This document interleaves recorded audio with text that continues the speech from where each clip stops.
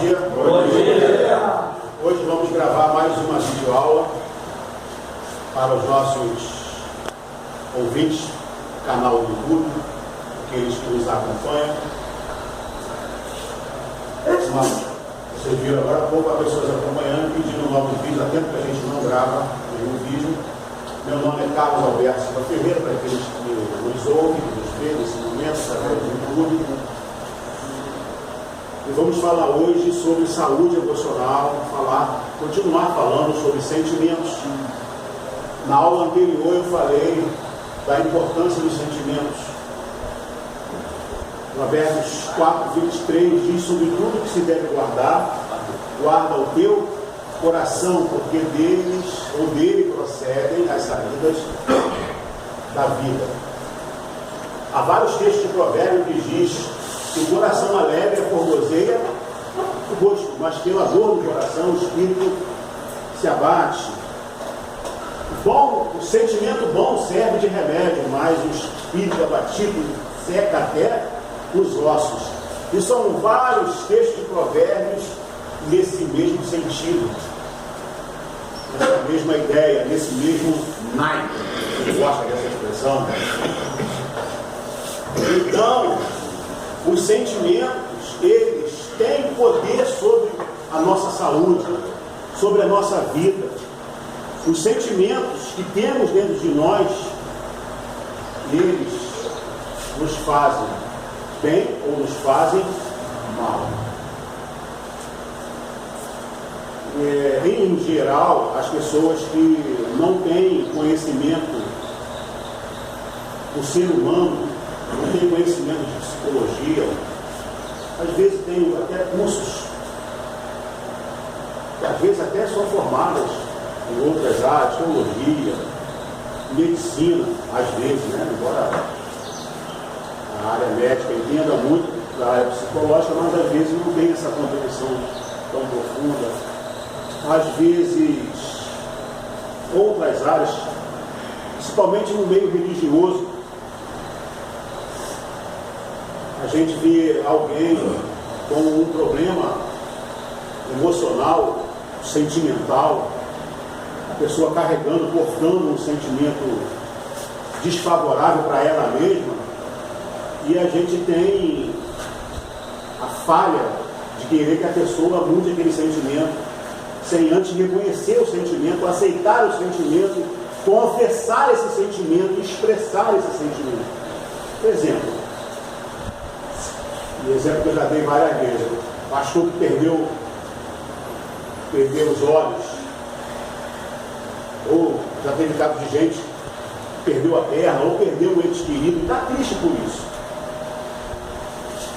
O caso do pastor que perdeu a perna, a igreja foi visitá-lo, e ele querendo expressar a tristeza por perder a perna, e o povo da igreja dele falava, e até aquilo que ele pregava: pastor, Deus sabe o que faz, todas as coisas contribuem para o bem daqueles que amam a Deus, daqueles que são chamados segundo o seu propósito. Essas palavras são verdadeiras para aqueles que acreditam em Deus, num Deus soberano, num Deus poderoso, num Deus que entende a profundidade de cada um de nós e permite certas coisas. Ele sabe o que faz.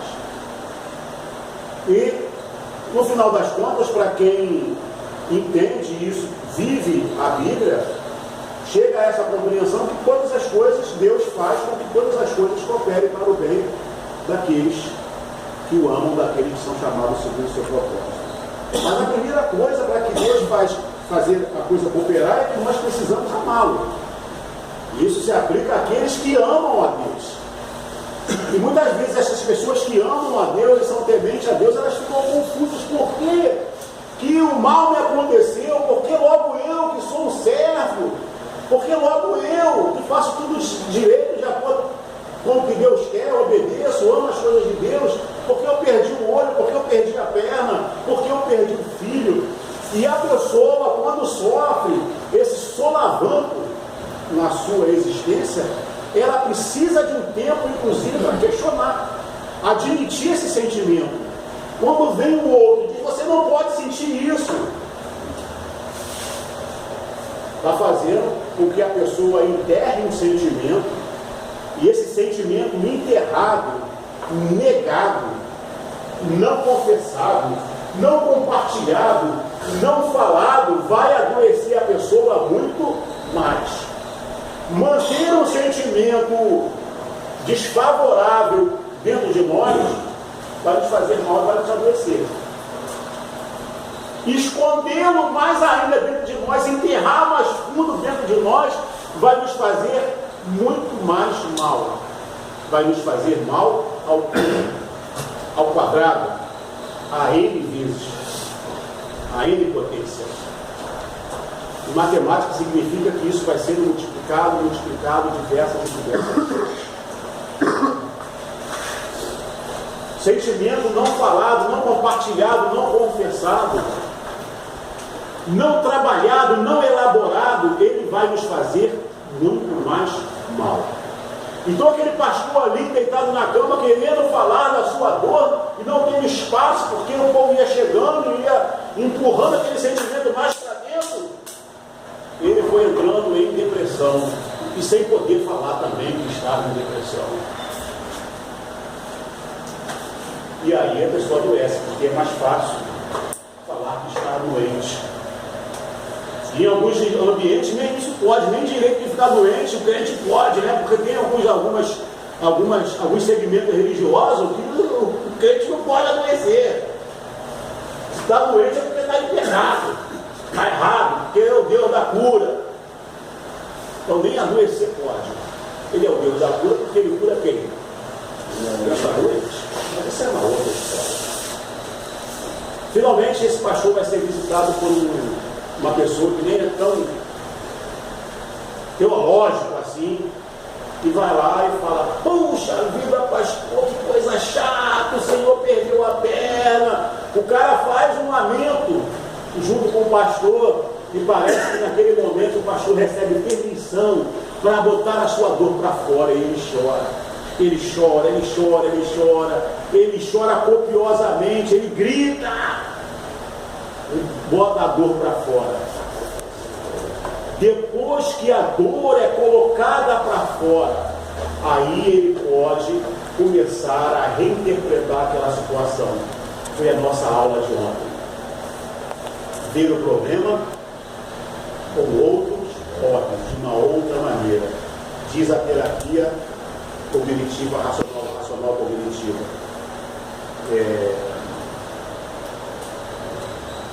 Eu acho que eu estou cometendo uma falha nessa sigla, depois eu corrijo. Mas vamos lá o que ela diz. Ela diz o seguinte: que o maior problema nosso não é o problema em si, mas a maneira que nós encaramos o problema. Eu só posso mudar a interpretação, o entendimento. Eu só posso ter uma nova visão daquilo que eu estou passando se antes eu tive permissão para expressar a minha dor, a minha tristeza, o meu descontentamento, a minha raiva, seja lá o que eu estiver experimentando. Depois que eu expresso a minha dor, que eu boto para fora, aí sim eu posso reinterpretar aquela situação. E essa minha reinterpretação, ela traz novos sentimentos. Há várias histórias que a gente já contou, inclusive gravadas nos vídeos, né, de pessoas que perdem filhos, perdem olho, perdem perna, e depois ela encontra um novo sentido para aquela situação. Volta e meia a gente vê na mídia histórias e exemplos de pessoas que perderam entes queridos, pessoas que elas amavam muito, e elas dão inclusive sentido àquela perda, criando uma instituição de caridade, de acolhimento, de ajuda ao próximo, com o nome daquela pessoa que ela perdeu. Ao invés de entrar em depressão, ficar se lamentando a vida toda, chorando, como acontece com muitas pessoas. As pessoas, algumas outras, se permitem aquele espaço de tempo de choro, de luto, de tristeza, de confissão, de falar para alguém: eu estou triste, está doendo. Até os animais que não têm fala, eles colocam a sua dor para fora, os bichos gritam, uivam. Até mesmo quando estão acabando de nascer, às vezes estão em sofrimento, você ouve um grunhido. É a nossa natureza física tentando liberar, expressar a dor.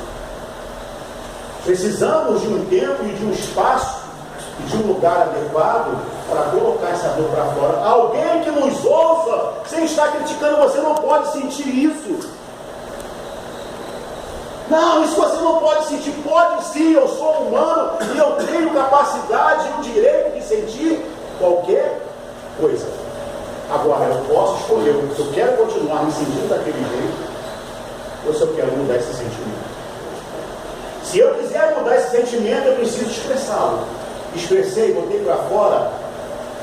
Depois, então, eu vou fazer uma reinterpretação daquela situação. Dar um novo sentido àquela situação. Ver aquela situação de uma outra maneira. Buscar caminhos para aquilo se tornar uma bênção na minha vida. Volta e meia nós falamos sobre gerenciar crise. E que crise, falamos isso várias vezes, eu vou falar muito rapidamente. Crise nos oferece duas portas. Uma porta de desânimo, de autopiedade, de derrota, e uma porta de crescimento, de mudança, de oportunidade para fazer a diferença. Então, nós precisamos, diante de um problema, diante de uma crise, diante de uma perda, diante de uma situação difícil, admitir que sentimentos relativos àquela situação surgem, mas que eu posso escoar isso, botar isso para fora, escolher falar disso, escolher desabafar e depois então reinterpretar essa situação. Em geral, quando você ouve um psicólogo ou um conselheiro habilitado, é isso que ele faz, ele te ajuda no primeiro momento a reinterpretar aquela situação, mas primeiro permite que você desabafe.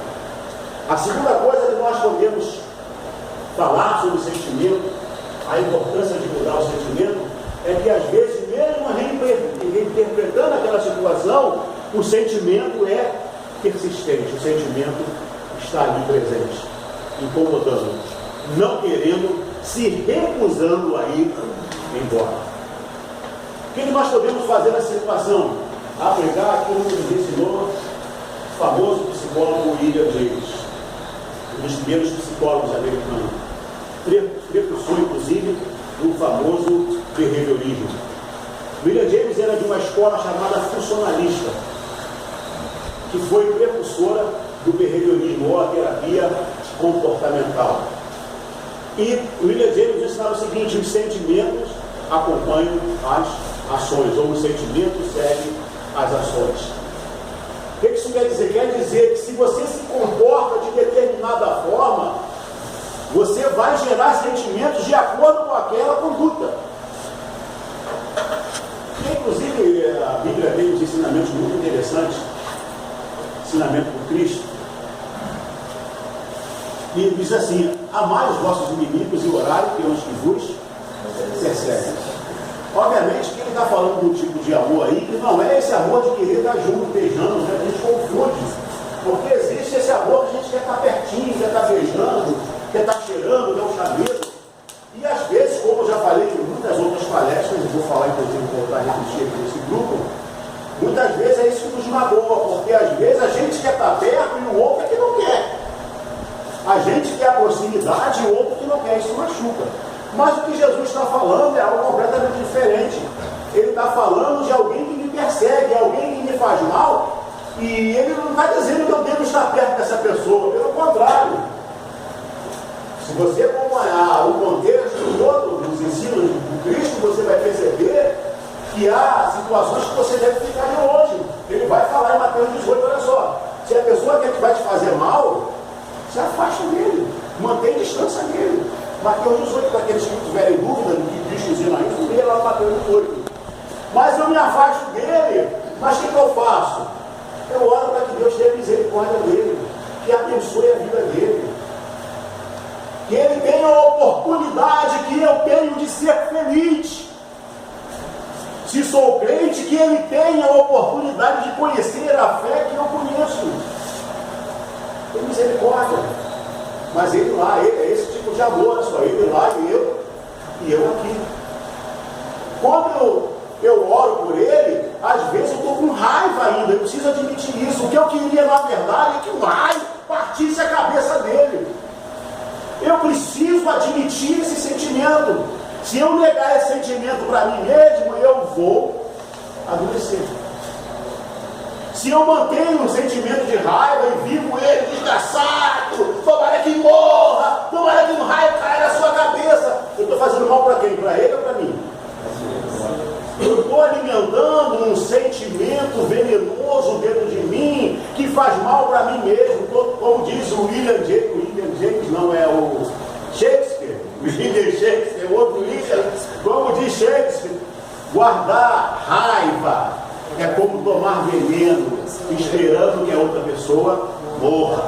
Então eu estou tomando aqui meu veneno, desgraçado, morre, infeliz. Ai, quem está morrendo sou eu. Eu estou ali dormindo com aquela raiva, né? Ah, eu não suporto esse cara. Se eu pudesse, ele enganava, eu não vou dar um soco nele, porque senão eu vou ser excluído do QG. Mas tomara que ele enfie o pé num prego. Tomara que tenha uma gilete na comida dele. Quem está tomando veneno? Sou eu. Eu estou morrendo aos poucos e não estou vendo isso. Decidi que eu não vou guardar esse sentimento ruim dentro de mim. Descobri que isso só faz mal para mim mesmo. Eu quero mudar esse sentimento. Eu admito, falo com alguém, eu tenho raiva de fulano, eu tenho raiva, eu quero vê-lo morto, mas eu decido mudar esse sentimento. O que nos define não são os sentimentos que nós carregamos, o que nos define são as nossas escolhas. O que define você é a escolha que você faz a cada momento da vida. E a cada momento na vida nós somos confrontados com escolha. Isso que nos define. Normalmente, outras pessoas falam, cara, não faz isso, faz aquilo outro. E mesmo assim nós insistimos em escolhas ruins. Eu escolho perdoá-lo. Eu escolho abençoá-lo. Quem está sendo abençoado? Sou eu. Estou com raiva dele, mas eu não vou seguir minha raiva. Orai pelos vossos inimigos. Bendizei e vidas perseguem. Senhor, abençoa a vida dele. Senhor, eu estou querendo que ele morra, mas eu mudo o meu comportamento, a minha conduta abençoa. As minhas palavras vão ser de bênção. Eu não vou usar as minhas palavras para amaldiçoar, mas para abençoar. O seu sentimento começa a mudar. O sentimento segue as ações. Você quer mudar algo na sua vida, comece a se comportar como se você já tivesse mudado. E novos sentimentos vão surgir para você. Sentimentos que vão te fazer bem, que vão gerar vida, que vai abrir os seus caminhos, vai gerar energia nova. Vamos sair um pouco desse discurso teológico, vamos usar um pouco o discurso da física. Energia, sentimentos desfavoráveis geram energia ruim. E às vezes nós suportamos porque precisamos suportar. Diante de uma perda, eu vou ficar triste, isso faz parte da natureza humana, mas eu preciso aprender a descarregar aquilo. E a física é tão interessante que ela nos ensina o seguinte: quando você começa a esfregar a mão em um determinado objeto, você vai ver carregado eletricamente. Você já encostou em algum lugar e tomou choque, como ali não tem energia elétrica, você tomou choque? Isso acontece muito em ônibus, né? Aí as pessoas vão pegando e vão carregando eletricamente, aqui, falando de física, tá, gente? Isso aqui não é misticismo, não é física. Vão carregando aquilo ali, de repente você bota a mão, você é um para-raio, ou seja, aquilo ali já está com a carga suficiente. Quando você bota, você toma aquele choque, porque você recebeu aquela carga. Às vezes nós chegamos perto de pessoas que estão com um sentimento pesado, pesaroso, desfavorável, e você recebe com ele aquela carga, você chora com ele. Você sente a dor com ele, isso se chama empatia. Sentir com uma pessoa. Mas você também supera com ele. Há um momento que ele respira fundo, aquilo passa, você se abraça. Você cresceu junto com essa pessoa. Você partilhou da dor e você partilha do crescimento. Agora, eu não descarrego isso. Mantenho esse sentimento desfavorável, vou carregando isso, então eu vou carregando essa energia ruim. Onde eu chego, cara pesado, que energia ruim, que cara, a gente usa outro termo, que cara chato. As pessoas querem manter distância. Às vezes você até fica próximo, você fica junto, porque é seu pai, é sua mãe, é seu irmão, é seu filho. E você se sente na obrigação de carregar esse fardo, esse espinho na carne, porque não é nem cruz, porque cruz é aquilo que a gente vai lá e faz com prazer. Carrega com prazer, porque sabe que no final tem uma recompensa. No final, você vai vencer. O espinho na carne é aquilo que você quer tirar e Deus fala, segura a peteca, rapaz, porque a minha graça te basta. Às vezes é isso, o espinho na carne é um filho que você não pode abandonar, a energia ruim, aquela carga ruim. E vai levando essa carga ruim, se recusando, né? Acha que é um direito, eu tenho direito de ter raiva, sim, pode morrer com raiva.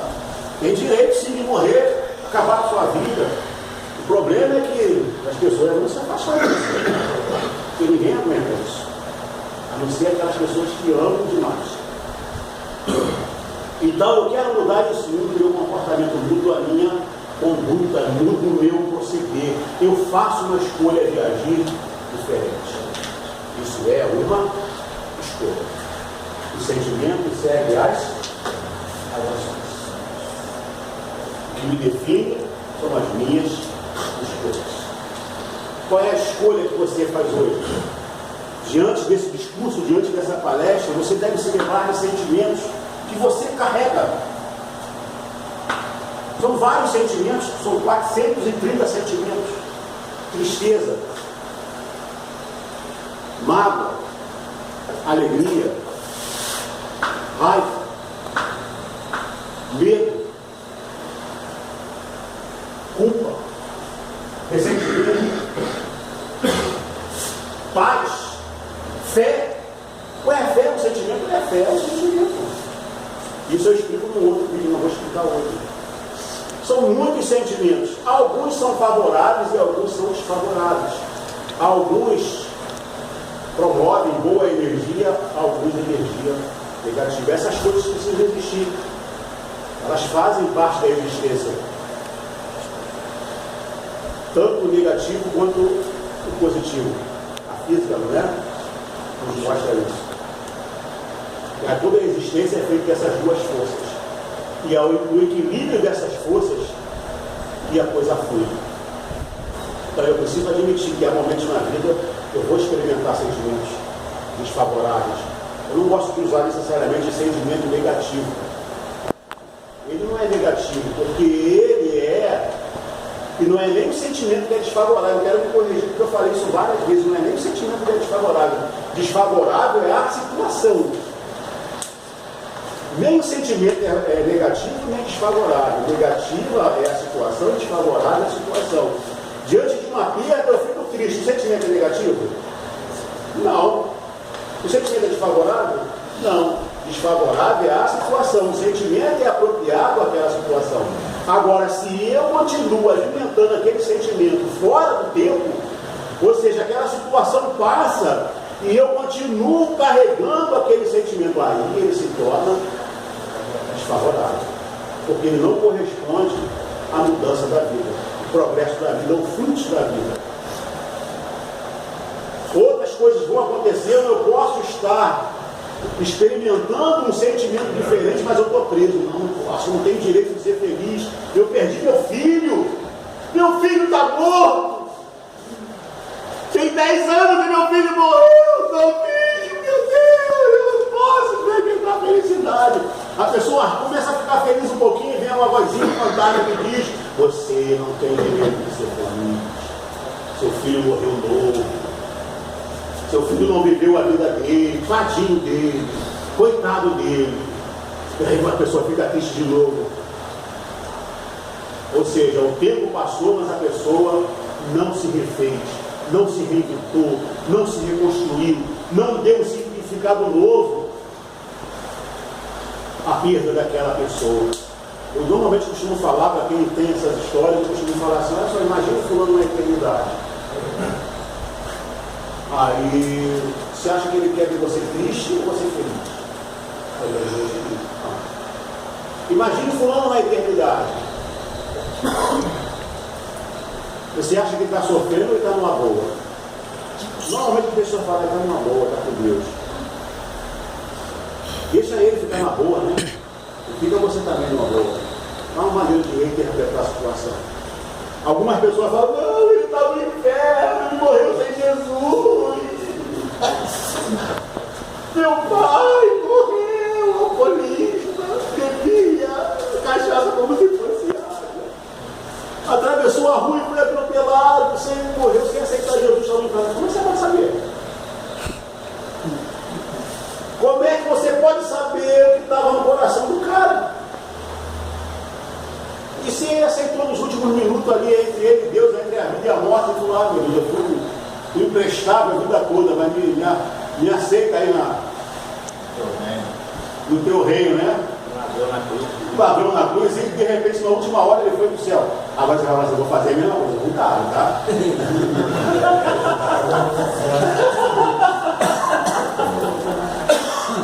Cuidado, cada caso é caso.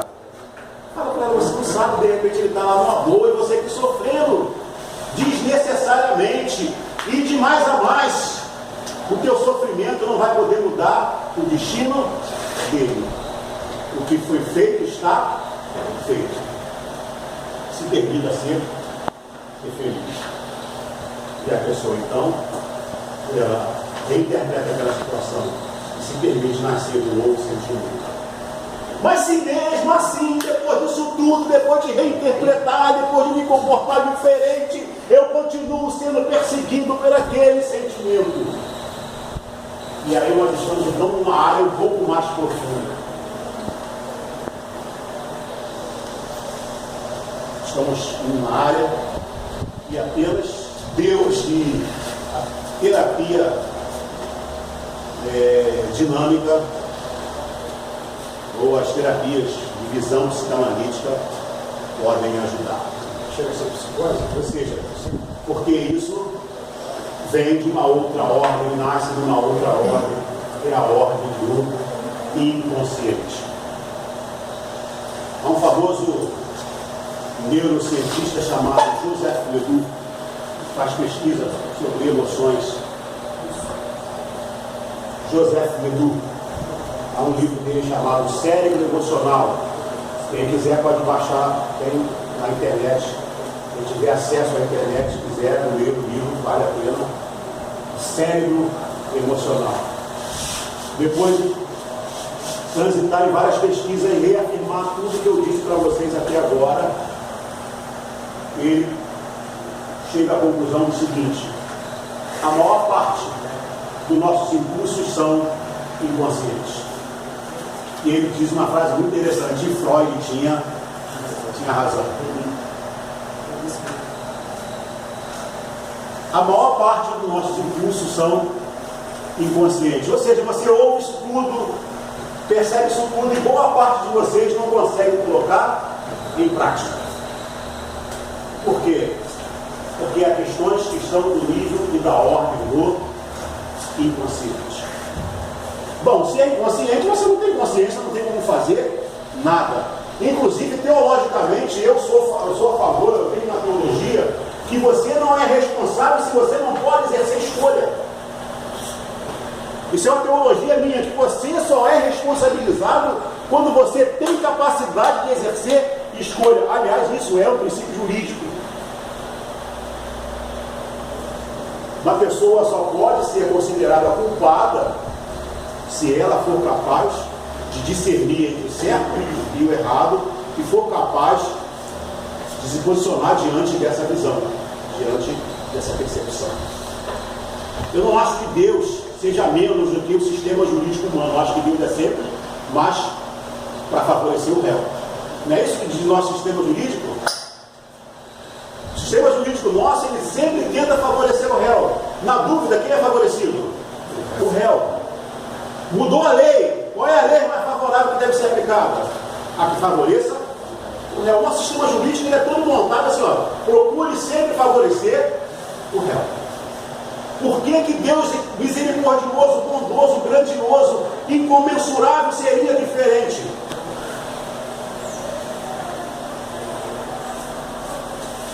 A visão de muitos é que esse Deus é rígido, né? Esse Deus ele é bravo, é fogo, ele vai sentar a cacetada. Não estou dizendo que ele não faz isso, não. Estou dizendo que ele faz isso, como a Bíblia diz, ele é tardio para irar-se. Ou seja, a paciência dele, o amor dele, a longanimidade dele. O que é ser longânimo? Longânimo, ele manda, inclusive ele pede que a gente seja essa mesma natureza. O que é longânimo? Ou seja, de ânimo longo, ou seja, o cara que tem paciência, ele é aquele cara que está te perturbando, você está ali, me dá sabedoria para agir com ele. Agora, é claro, e a Bíblia demonstra que às vezes há um limite para tudo, que Deus toma as suas providências, não é a intenção nossa aqui de falar desse outro lado. Mas a intenção é mostrar que Deus sempre procura nos ajudar. Está nos ajudando. Dando para a gente o benefício da dúvida. Eu não sei por que eu faço isso, eu acabo fazendo. Eu não quero fazer, mas acabo fazendo.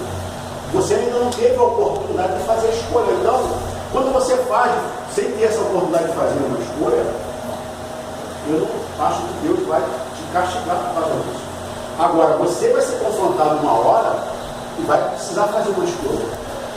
Uma escolha se você quer continuar sendo desse jeito ou se você quer mudar. Você escolhe, eu quero mudar, não sei como. Você já entra num outro caminho. Não, eu quero mudar, não sei como, ainda me é inconsciente. Por que eu tenho? Por que eu tenho esses lapsos? Por que eu tenho essas falhas? Por que eu tenho essas quebras? Por que eu tenho esses deslizes? Por que eu tenho esses desvios? Eu quero fazer de um jeito e acabo fazendo de outro. Eu quero mudar. Você fez a primeira escolha, a escolha de querer mudar.